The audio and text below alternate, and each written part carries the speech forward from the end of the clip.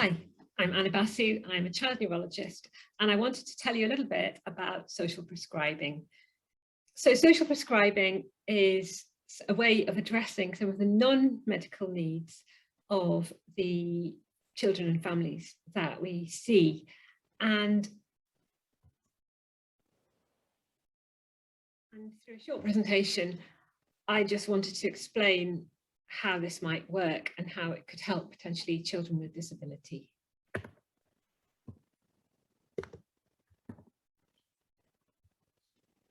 So we're very aware that we can address some of the medical needs of our children, but that in fact, the quality of life of these children and their families is often affected by a lot of non-medical issues that may well not be sorted. And here is a slide showing some of them. Social prescribing sounds like a prescription is involved. It isn't. So what is social prescribing? Essentially, the model is that a patient is referred to a link worker, and a link worker works with them to listen to what is important to them, identify resources in the community that may help to address their needs, and then, if necessary, to help them engage with those relevant services and follow through and to check that things are actually improving for that patient and their family. So this is an example here of a social prescribing scheme for children called Zone West, which is in Newcastle. And I've just put the YouTube link there about that because it's a really lovely video that explains what social prescribing might bring to a client, and that might shed some further light. So, however, most schemes are still in adults, and we obviously need to know whether social prescribing is useful in adults before we start extrapolating to children. There's a scheme which is being evaluated at Newcastle, and there's an organisation called Ways to Wellness which is involved, and so far the evidence from their large study shows that there are significant savings in patient costs and also a significant improvement in well-being. So a large number of clients have an improvement in well-being as a result of this additional support.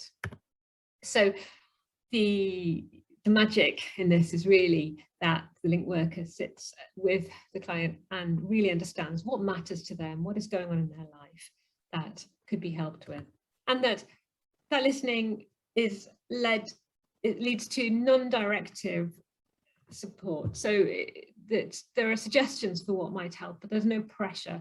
And I think that kind of relationship can really be actually very therapeutic and lead to real change.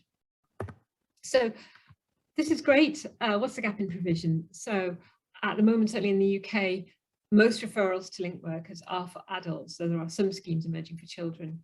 There isn't any specific focus on neurodisability, and link workers are currently community-based, whereas a lot of children with neurodisability spend a lot of time going to the hospital. So the other thing is a massive gap in provision due to COVID-19, which caused, as everybody knows, a lot of disruption and a lot of increased need. So really what I'm suggesting is that we think about this link worker service and think about developing resources that are centred around the needs of children, perhaps particularly focused on children with neurodisability, given their very high levels of needs and also the needs for their families, and possibly about initiating contact during hospital admissions, because that's often where we come into contact with these children and I find out about these needs. And the hope is that this can help to mitigate against COVID-related disruption. So those are my thoughts, and I hope that's opened your eyes a little bit about a service that some people may not have been aware of, and about thoughts about what we can do next to help children with this knowledge. Thank you for listening.